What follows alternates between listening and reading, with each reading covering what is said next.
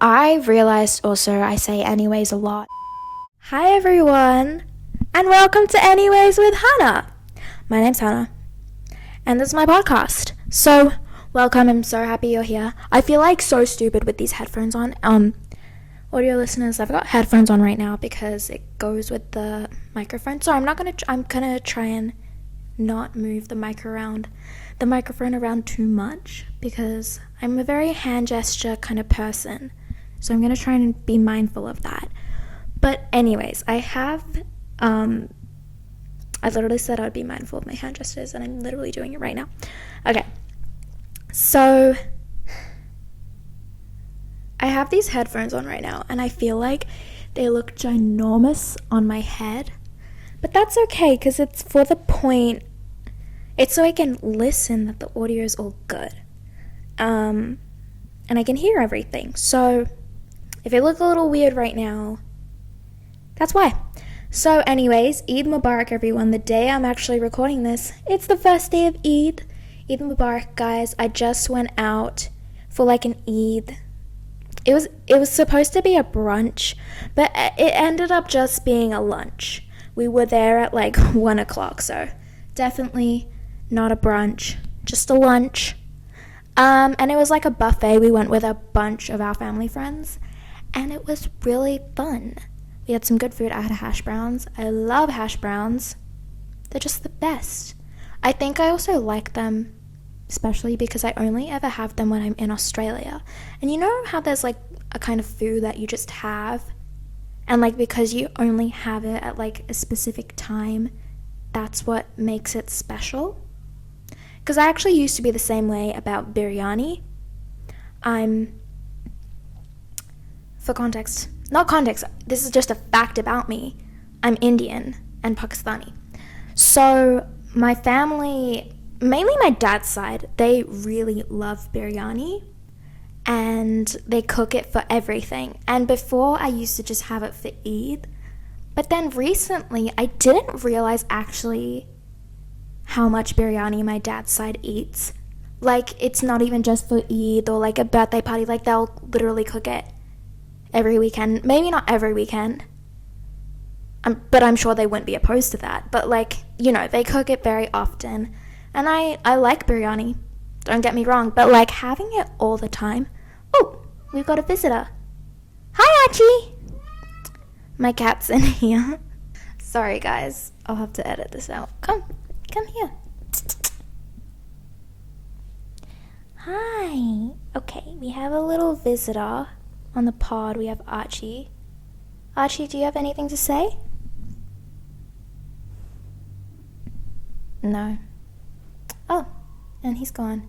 Anyways, that's the name of the podcast! Okay, so why did I name this podcast anyways? Well, I noticed when I speak, I say the words anyways a lot. I say it all the time. It's like my only segue to go from one topic to another. And because I talk so much, I have no choice but to say anyways. So that's why I named my podcast anyways, because, yeah. Anyways. So guys, I wanted to talk about a whole bunch of things today. First of all, let's talk about what shows I'm watching. Sorry if the audio is a little bit echoey. It's my first time using this microphone properly, so I'm still working out the logistics of it. And it's like I'm kind of hearing myself in the headphones, but then I'm hearing myself out loud. So I don't know if it's echoey or if it's like echoey just in my head. Anyways. Guys, I think we should start an anyways count. Count how many times in this episode I say anyways. Because that's another thing I've realized. Even the other day, my mom told me that I need to stop saying like. But I don't have any other way to segue through my conversation. But then I thought, why can't I just not say it? I should be comfortable with the silence. But it just doesn't feel right. But when you become conscious of the fact that you say particular words often, it's so weird because like you're just suddenly so self-conscious of yourself and then you like try and not say it, but then that's how you realize you do say it so much. But actually I realized my mom says a lot, so I guess that's her filler word. But I don't know how, like, what did people use as filler words before? I guess like people didn't have any because maybe their way of speaking was more formal and proper. I mean, I guess today everyone speaks a bit more informally, but when I do speak in a formal tone, I do still feel like I say like a lot, and not in a way, just as like a filler word. So it even happens when you're trying to be a bit more highbrow. Anyways, we need to move on. Because I just went on off a little rant. But that's the point of this podcast. This is just my cozy podcast. I hope to bring some really cozy vibes. I love being cozy! Anyways. Let's talk about TV shows I'm watching. Okay, so I watch The Office. I first started watching The Office, I think, when I was in like year 10, and I found it, I didn't like it. I thought it was good, but it wasn't my fave. I thought it was mid. I thought it was like kind of, like, I've seen better. And I felt like a lot of people felt like that about The Office, at least the people I've talked to. But recently, I've been loving The Office, and I've been listening to the Office Ladies podcast. I love that podcast. It's basically a podcast made by the two ladies from The Office, hence the name Office Ladies. It's by Jenna Fisher, who played Pam, and Angela Kinsey, who played Angela Martin. And they just talk about the behind the scenes and like funny stories, and they do a bunch of these deep dives, which I love. Like, I just find them, I feel like this sounds so weird, but I just find them very inspiring. I think they're so cool, and I don't know, if I were on a TV show that was that popular, and I had my best friend on the set too, I would so be doing a podcast like that. And their deep dives are so funny and fun, and I learned some, like, it's not even a podcast just about The Office. Like, I learn something new every single time, and you just have to listen to it, because what I do is I listen to like a few episodes of Office Ladies, and then after I go and watch the actual episodes of The Office that they talked about, and then I notice all these things that I wouldn't have if I didn't listen to the Office Ladies. Like, it will be like something in the background, like they were talking about how Phyllis in real life at one point in the earlier seasons was like really looking for a gate for her new house. So apparently in the background of a lot of the earlier episodes, you can see her literally looking for gates on her computer. And I just like the little pieces of information like that. I just find them so funny. And yeah, I love The Office now. I have a newfound appreciation of it. I used to have a ranking of all the sitcoms I used to have a ranking of all the different sitcoms that I watched, and The Office was like all the way at the bottom, but now I think I'm gonna have to put it further at the top. I literally don't know what I would make the ranking now, because it used to be something like Modern Family's always gonna be at the top for me. Just amazing. The cast is amazing. Just everyone is perfect. Each episode is perfect. Like, I cannot think of an episode that would come on and I would be like, no, I don't want to watch this right now. Like, I could watch every single episode back to back every single day, because I have. And that's the truth. And then, like, second, I would say probably, like, Brooklyn Nine-Nine, How I Met Your Mother, are tied. Because, again, just classics right there. They're amazing. Especially, actually, no, they're the same. How I Met Your Mother. Oh my gosh, I just realized that they're both set in New York, so that kind of works out well. And then next I would, like, put, I don't know, what, Friends. I like Friends. Friends is like, you can't go wrong with it. But I think I watched it so much when I was in year 9 that I eventually, it's a bit of a cliche, which is fine. Cliches are fine. I am a fangirl after all, and fangirls live for cliches. So yeah, I would say Friends is number 3 for me. Sorry, diehard Friends fans, but that's just my opinion. And then I put like Big Bang Theory 4th, and then The Office. But now I honestly have no idea. I feel like you can't even compare The Big Bang Theory and The Office, not because like one is better, one is worse, but simply because the way that like I laugh in it is so different. Like, just the feeling it gives me, the happiness each show gives me is just such a different feeling. Even New Girl, I've watched New Girl now. I don't know how I'm gonna tier these sitcoms anymore. And Abbott Elementary, how do I do that? I know definitely my top 3. Top 3 will always be Modern Family, How I Met Your Mother, and Brooklyn Nine-Nine. Runner-up could be either New Girl or The Office. But that's like runner-up. They're both like tying for runner-up. But I don't know, guys. It's truly difficult, especially because Abbott Elementary doesn't have like 10,000 seasons. It really doesn't. It's a baby. It's a baby compared to the rest. And that's okay, cause still good. Anyways, I talked a lot about sitcoms. But again, this is a podcast for fangirls. And that's me. So, what am I watching recently? Dawson's Creek. My friend told me to watch it, and I was like, okay. And oh my gosh, it is actually so stressful. It's so stressful. And I don't know why. I can't even think of why it is so stressful.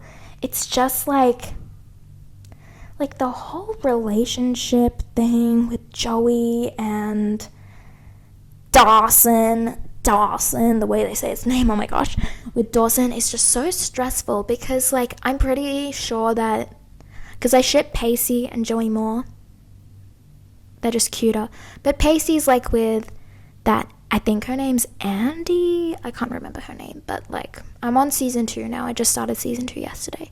And then Jen in season 2 is just kind of off the rocker. She's hanging out with Hana, but I think that's her name.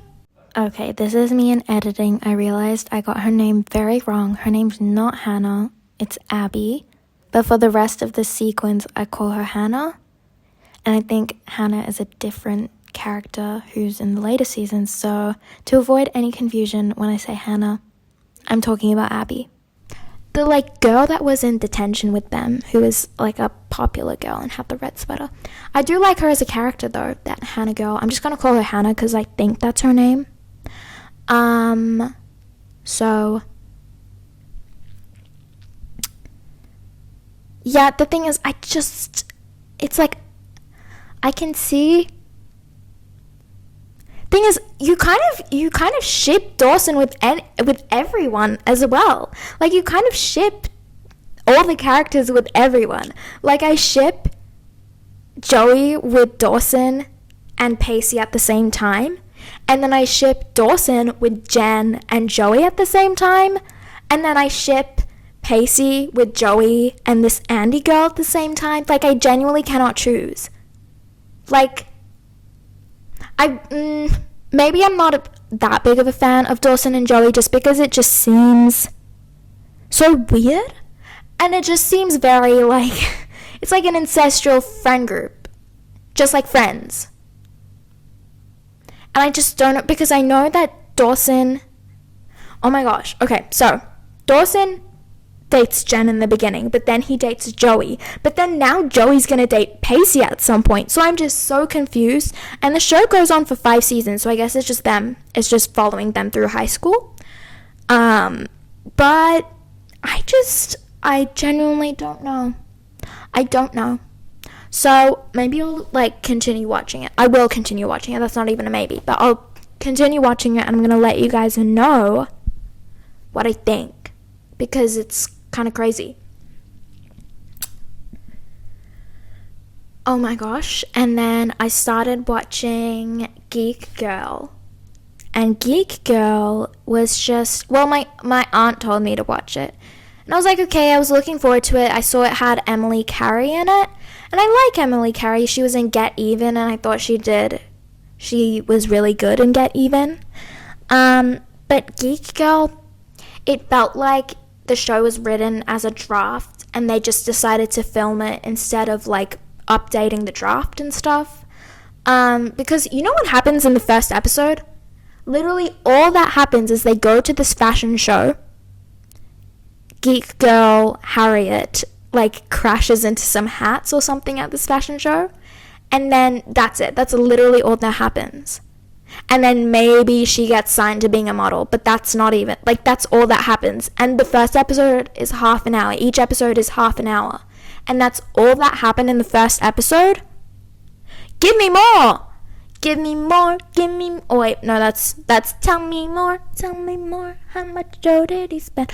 And anyways, I can't say all 3 filler words. That's disgusting. I can't say anyways, like, and, Choose one, Hana. Pick a struggle. Don't say, I hate you.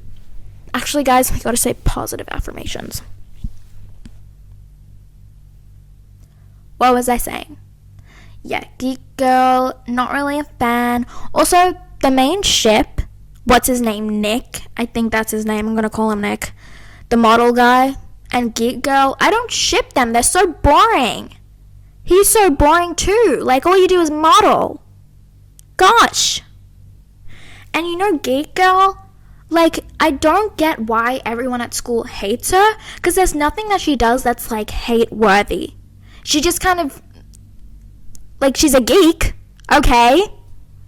But she doesn't do anything that's annoying. She literally just sits in class, and there was literally one scene where the popular girl is like, okay, put your hand up if you hate Harriet Manners. Put your hand up, everyone, put it up. And it's like, she was just, like, poor thing was just sitting at her desk. I mean, I don't really feel bad for her, but at the same time, I'm like, why? What is the reason for this? Like, maybe it's explained later why she deserves all this hate. But at the same time, and also, her friend seems kind of cool. Like, if her friend is cool, why isn't Harriet cool? It doesn't make any sense.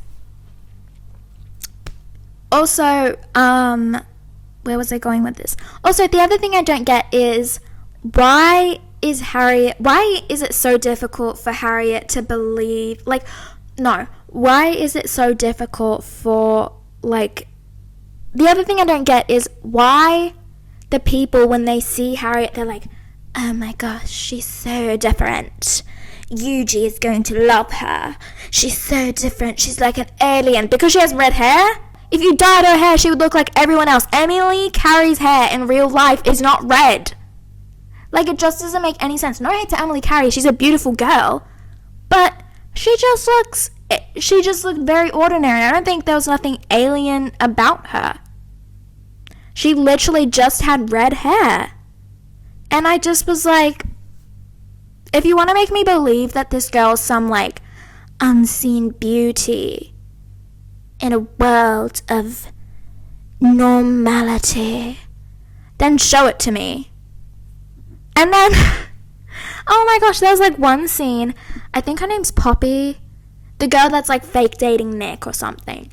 And then you know how they write basically on Harriet's bag, the geek girl. They write at school, they wrote geek on her backpack. And then she brings her backpack with her to one of the fashion things or something. And then Poppy's like, what does that say on your bag?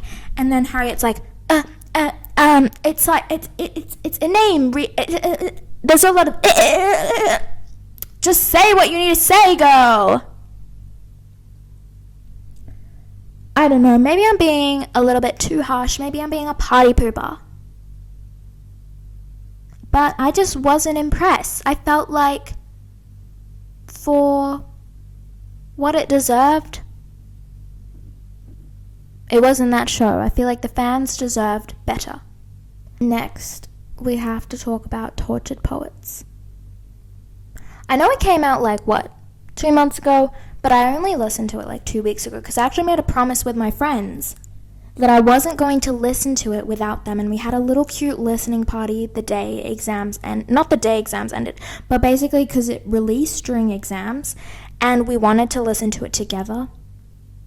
So they came to my house and we did a little listening party, and it was super duper fun, and we had fun.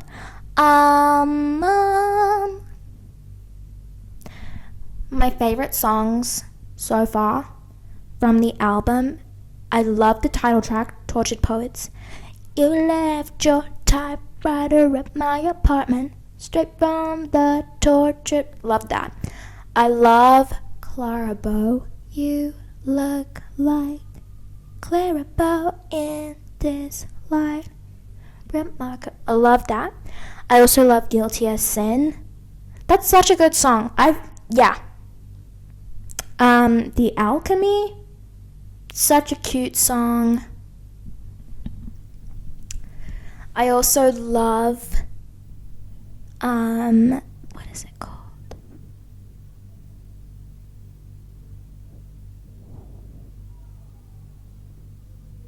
My boy only breaks his favorite toys.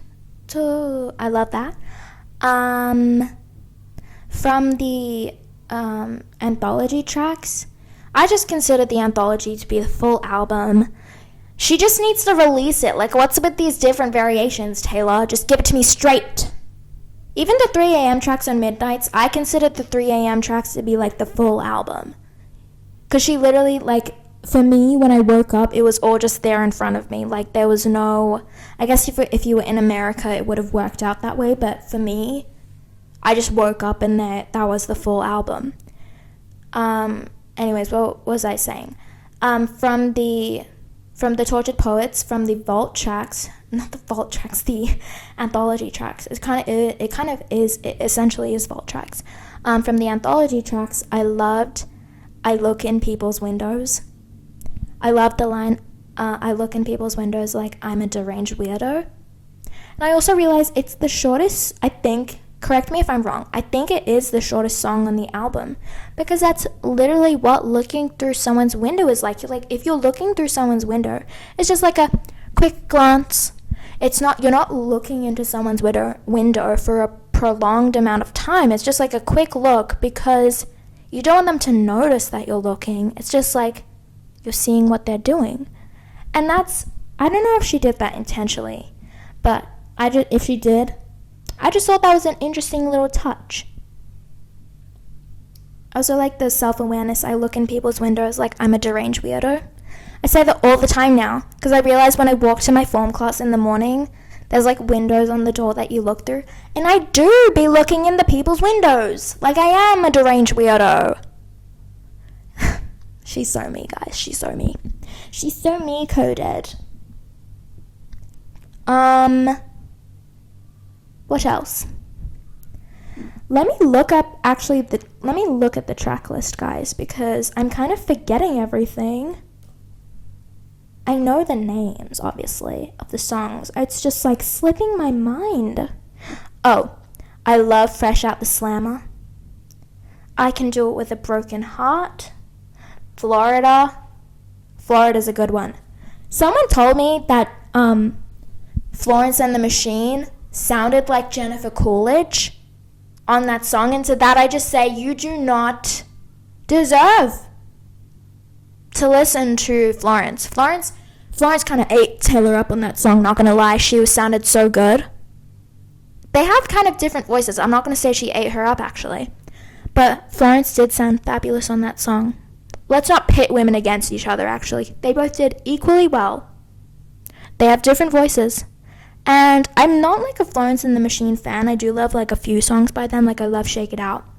Shake it out, shake it out, shake it out, shake it out. Oh, wow. It plays in How I Met Your Mother, so that's why I remember it.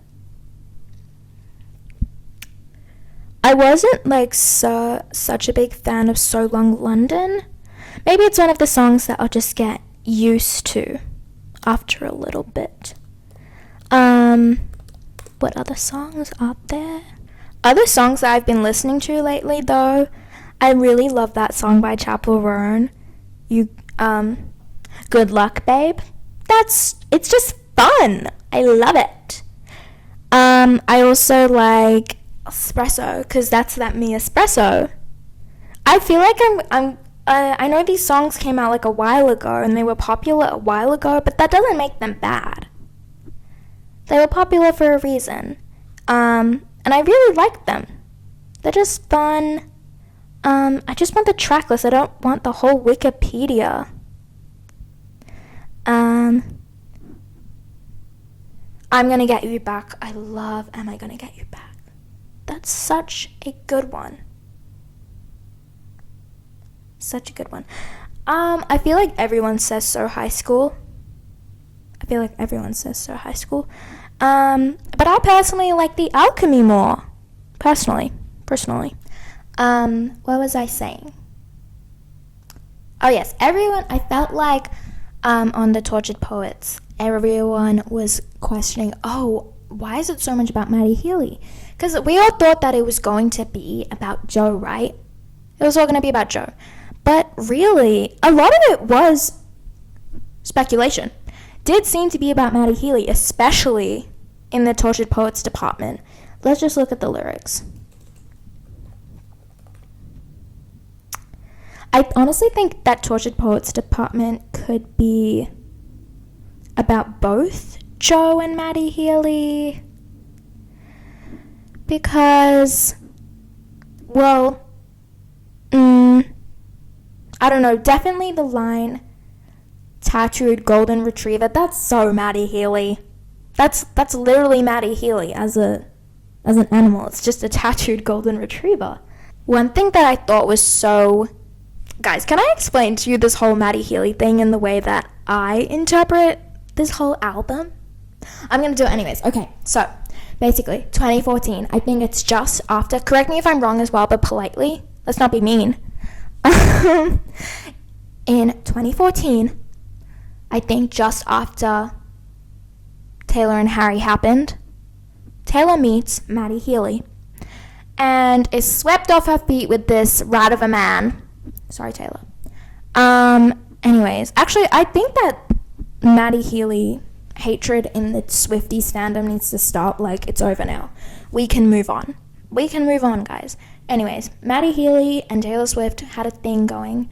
But then Maddie Healy was like, you know what, Taylor? You're too perfect. You're too much of like a America's little sweetheart for me. I'm a little rough. I'm a little bit more edgy than you. So I'm breaking it off. But Taylor still had feelings for this guy. And I guess like it ended so abruptly. Taylor wasn't able to process these feelings. And then it kind of went to like Calvin Harris and then Tom Hiddleston and then Joe Alwyn. And then Joe Alwyn, I don't know how to say Alwyn. I'm going to say Alwyn, but that feels wrong. Anyways, so Taylor and Joe Alwyn were dating, but then COVID happened and they were literally locked in a house together. So it's kind of like he didn't really get to experience Taylor as Taylor Swift. He was just little old Taylor, as he would probably say her name because he's British. Taylor Swift. So I feel like maybe if COVID didn't happen, maybe they would have broken up sooner, because Lover Fest was about to happen. How would he have handled that?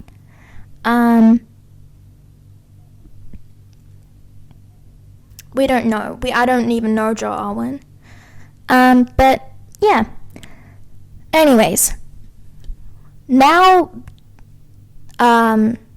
Speak Now, I think just before Speak Now TV came out, and just as the beginning of Eras Tour starts, I don't know if it was confirmed then that Joe Alwyn and Taylor definitely broke up. Let's just say it is. Taylor and Joe Alwyn broke up, okay? They broke up. They're finished. And then we get the song, You're Losing Me. That was crazy. That was absolutely crazy. I wouldn't marry me either. A pathological people pleaser? That's crazy, Taylor. That's crazy, Taylor. Taylor. He won't marry you, Taylor. He won't marry you. He won't marry you. Anyways, so it's insinuated that Joe didn't want to marry Taylor. But then, a little bit later, we get informed that something's happening between Mr. Matty Healy and Taylor Swift. I don't know why I'm going British all of a sudden. Let's stop that. Let's be myself. So we get information that Matty Healy and Taylor Swift perhaps have something going on. He's seen at all of her concerts, and they do that thing where it's like, I know you're watching, I love you too, and they like mouth it to each other during the like each of their respective concerts, and it was the weirdest thing I've ever seen in my life. Like, what does that even mean? What does that even mean? I was so confused at the time, especially because like I had no idea who Matty Healy is before that. Like, that's how I found out about his existence. And that's crazy to me. That's crazy. Anyway, so a majority of people I felt like were saying that it was such a short thing between Maddie and Taylor. It was literally a 2-week relationship. But I think what a lot of people didn't remember or didn't know of is that Maddie and Taylor have had a little spark of romance before, back in 2014. So basically, it's kind of like this whole relationship between Maddie and Taylor is like a 10-year situationship. Imagine that. Imagine whilst you're with someone for 6 years, you like at the back of your mind, in your deep subconscious, you have like this other thing that you're thinking about that you could have had with someone.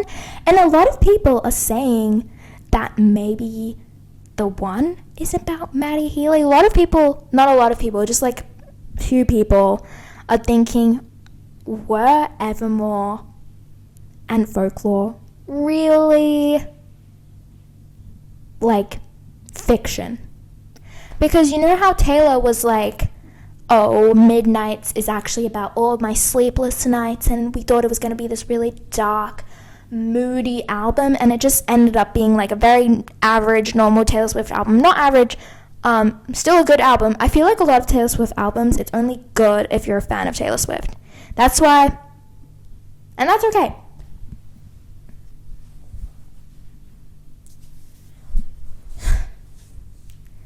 So like, and I felt like Midnights was kind of her messy era. She was in her messy era. She dated Matty Healy in that time.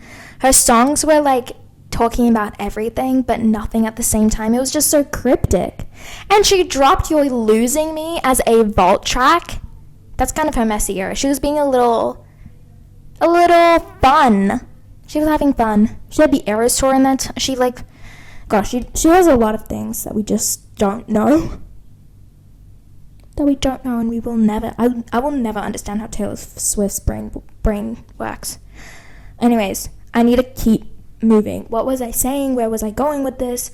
So anyways, also in the Tortured Poets department, it's like insinuated that Taylor was like emotionally cheating on Joe with Matty Healy. Like, she was constantly thinking about him. But at the same time, it's also insinuated that Joe is not innocent either, and that he had another girl that he was also kind of thinking about, and perhaps they were both emotionally cheating on each other with. And oh yeah, the Tortured Poets department has to be about the song has to be about the both of them, because there's also that lyric where it's like, at dinner you take the ring off my middle finger and put it on the one that people put wedding rings on. Okay, so that has to be about Joe, that lyric. Anyways, got a little bit sidetracked there. So, like, just imagine, it's a 10-year situationship, you're in a relationship with someone for 6 years, and then, like, and the other thing was, imagine having this long-term relationship with someone for 6 years, and you literally thought you were going to get married to this person. And you know what? Maybe there was a proposal in there. Maybe they were going to get married, but it didn't work out. And then you start dating a new person, and this new person maybe you've been thinking about for a while, and you've been wondering, oh, maybe this was the relationship I was supposed to be in, and maybe this relationship isn't supposed to end, and you thought this was going to be the one, like you finally got it right, and that doesn't work out either, and then now you're just dealing with 2 heartbreaks. But then that's why they say the rebound is what gets you even worse, because now you have to deal with the first heartbreak but also the second one. So you're dealing with 2 heartbreaks, and what are you meant to do? What are you meant to do? Which is literally why she wrote, I can do it with a broken heart. Because she literally could. She released 3 albums in that time. Did an Eras tour in, I think, did you go to Europe? Europe, Asia kind of. She just went to Singapore, to be honest. Singapore and Japan. You're a crazy one, Taylor. Gonna be real. You're crazy. What was the other thing I was going to say? And then a lot of people were wondering, like, oh, why is there not much written about Joe? And maybe it's just because, like I said, it's dealing with 2 heartbreaks at the same time. So I feel like some of the songs, it's kind of intertwined. Like the Tortured Poets Department song, it seems to be about the 2 of them. It's so interesting. And why isn't it mainly about Joe? Like, we thought we were going to get so much tea or whatever. So Long London's definitely about Joe. But, like, we thought the whole album was going to be about Joe. When in reality, like, maybe Taylor just doesn't have much to say about that relationship. She thought that was going to be her endgame. But it wasn't. It didn't work out. She thought she was going to get married to him, but it didn't. All she had to say was on Midnights. All she had to say was on You're Losing Me, because he just lost her and she lost him. That's all that happened. I said that this wasn't going to be like an analyzing Taylor Swift podcast, but it kind of turned into that, except I'm never going to analyze it as good as like the Swiftologist or Ali Sheehan or Chat and React. Chats and Reacts. I forgot their username. Anyways, I feel like we should wrap it up soon, guys, except I kind of want to answer some questions first. I think I saved some on my Pinterest. Okay, this isn't a question on here, but I'm just going to do it anyways. This I just thought of now with my head. Okay, if I was in Inside Out, who would I cast as my emotions? I just thought of this now. I don't even know where I'm going to go with this. I think for Joy, I am going to go with,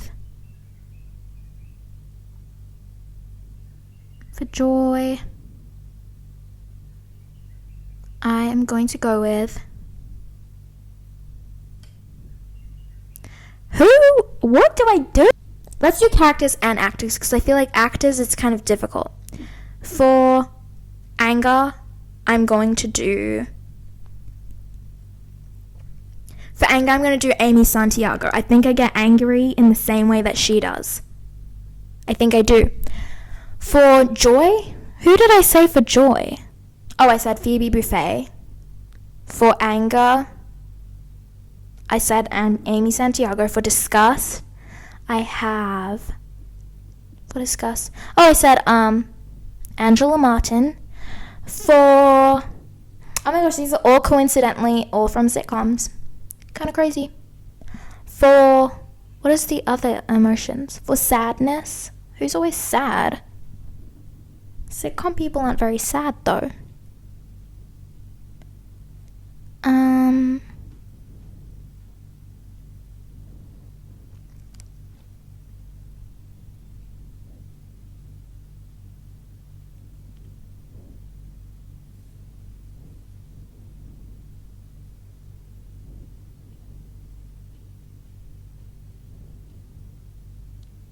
For sadness, I'll do Monica Geller.